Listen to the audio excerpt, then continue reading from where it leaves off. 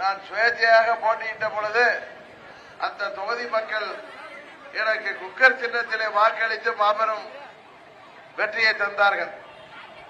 அதே போல அம்மாவின் தொகுதியாகிய ஆண்டிப்பட்டி தொகுதியிலும் நீங்கள் எங்களுக்கு வெற்றியை தர வேண்டும்.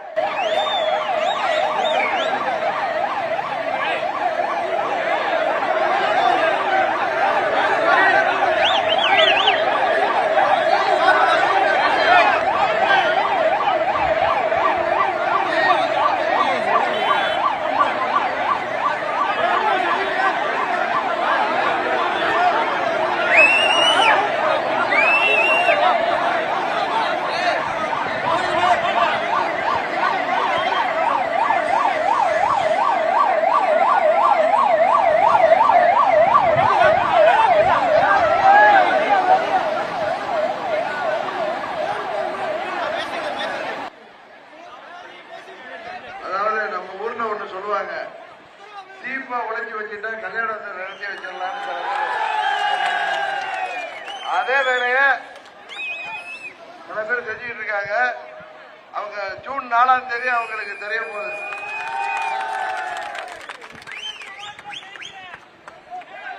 இந்த தொகுதிக்கும் எனக்கும் உள்ள அந்த உறவு அவர்களுக்கு தெரியாது.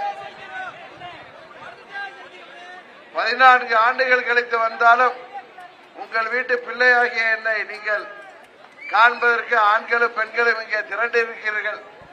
இதை பார்த்தாவது சிலர் புரிந்து கொள்ள வேண்டும் என்று அந்த புரியாதவர்களுக்கு சொல்லிக் கொள்கின்றேன்.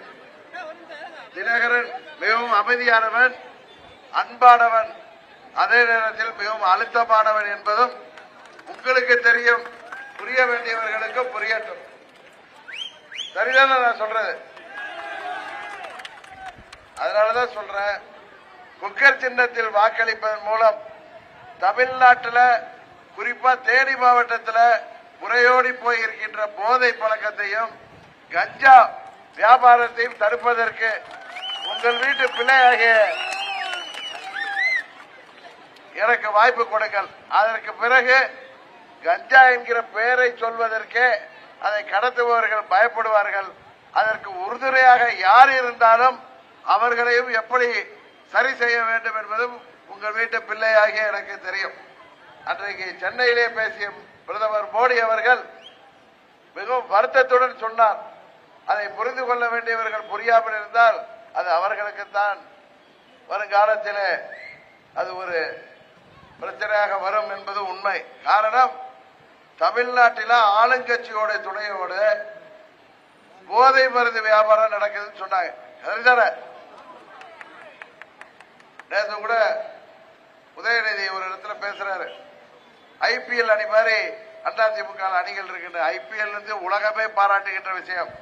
ஆனா திமுகவில் உதய அணி, இதய அணி, துர்கா அணி, மாப்பிள்ள அணி, பேர அணி, போதை மருந்து அணின்னு தனி அணிகள் இருக்கா இல்லையா?